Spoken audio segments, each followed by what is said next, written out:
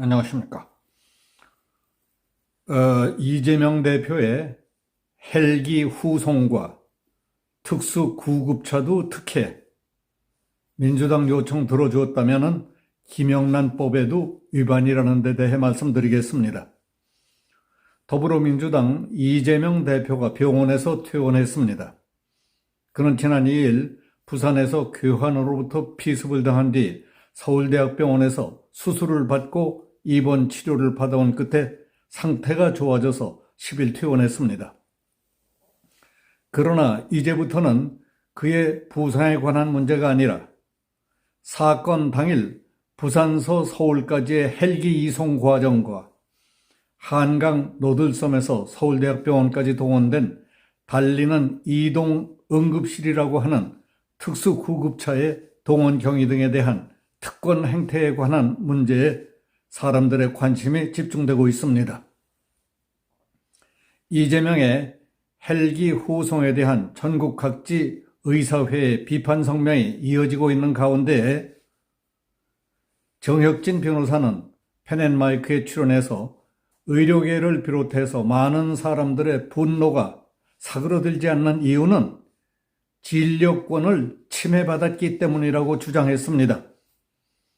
정 변호사는 이재명의 주치의는 분명히 부산대학병원 의사이고 부산대 병원 측에서 수술 준비를 다 했습니다. 그런데 누가 최종적으로 결정을 했는지는 모르지만 천준호 비서실장이 서울대병원 교수에게 얘기해서 부산대 병원의 진료권을 박탈한 사실을 지적했습니다.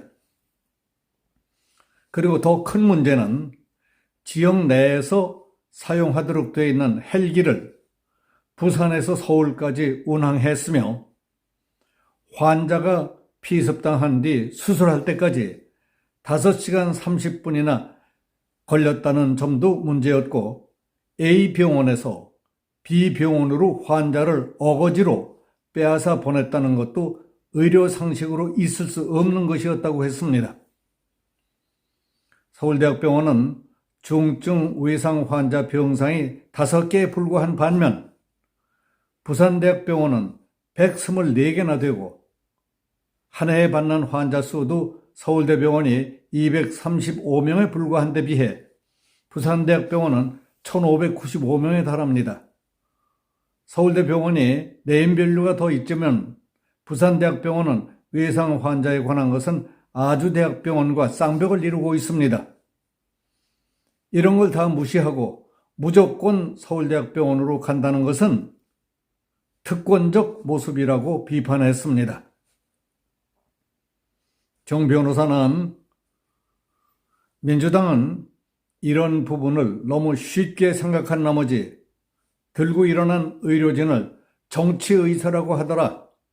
민주당은 자신들과 뜻이 다르면 무조건 다 정치적이라고 하느냐 하고 반문했습니다.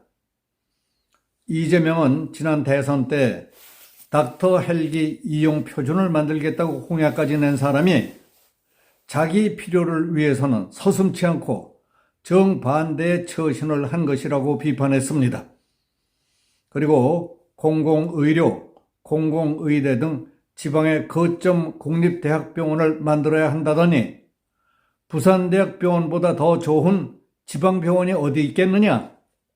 그러면서 자신은 무조건 서울대학병원이라는 겉다르고 속다른 태도에 전국 의사들이 불신과 배신감을 느낀 것 같다고 말했습니다. 규정과 의학 상식을 어겨가며 무리하게 부산에서 서울까지 헬기로 환자를 이송했다는 문제뿐이 아닙니다. 문제가 되고 있는 것은 한강 노들섬에서 헬기 착륙을 기다리고 있던 서울대학병원 SMICU 소속 특수구급차 문제입니다. 헬기에서 내려진 환자를 서울대학병원으로 옮긴 특수구급차는 병원의 일반 구급차와는 달리 종합병원의 응급실과 같이 인큐베이터까지 완벽하게 갖추고 있는 위급한 중증 환자용입니다. 이 특수 대형 구급차는 서울시가 서울대학병원에 위탁해서 운영하는 것으로 서울중증 환자 공공이송센터 소속입니다. 의사들은 피해자가 상처를 입은 지 5시간 이상 수술을 안 해도 될 정도였다면 부산에서 헬기를 타고 와 비상용 특수 대형 구급차까지 동원해서 탈 수 있는 사람이 있겠느냐? 합당한 절차와 룰에 의해서는 상식을 초월하는 특권과 특례가 작용했을 것이라는 글들이 적지 않다고 합니다.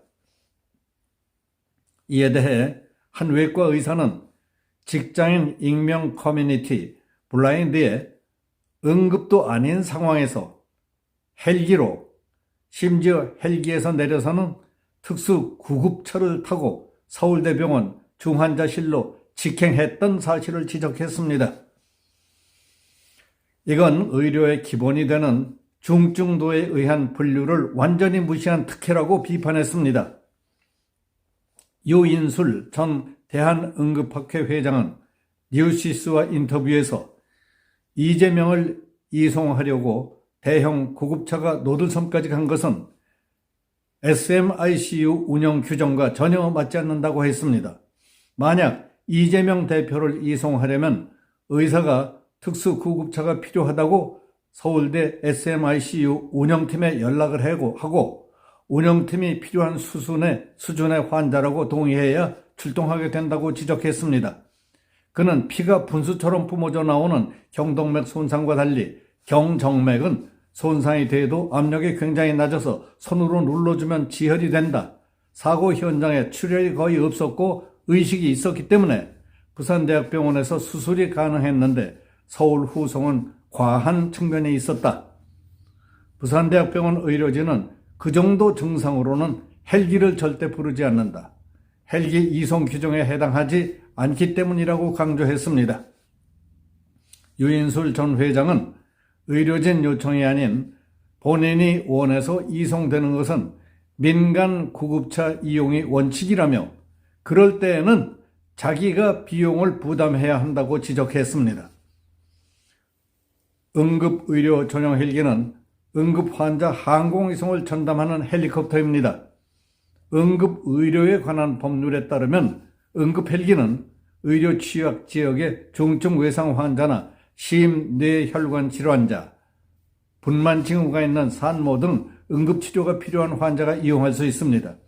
그 출동 여부는 환자의 상태 등 의학적 기준과 기상 상황 등 환경적 기준을 고려해서 결정하도록 되어 있습니다. 이재명 대표 이송 과정에는 응급의료법 위반 가능성이 있고 민주당 측에서 서울대병원에 얘기해서 후송을 허용했다면 이를 받아들인 서울대학병원 관계자에게는 김영란법 위반 가능성이 또 서울대학병원 관계자가 특수구급차 후송을 허용했을 때에는 직권남용 혐의가 있다고 강조했습니다. 어떻든 이재명 피습 사건 후에 전개된 서울 이송과 치료 과정에서 드러난 의문점들을 한마디로 정리한다면 일반 국민들로서는 납득할 수 없는 특권의식과 특혜가 끊임없이 무리를 빚고 있었으며 정치꾼들은 거짓말과 속임수로 넘기기에 바쁠 뿐이었습니다. 이 땅에서 말은 갈수록 현란해지고 처신과 행실은 날이 갈수록 옹졸하고 추잡해지는 세상을 만드는 자들은 과연 누구입니까? 여기서 마치겠습니다. 감사합니다.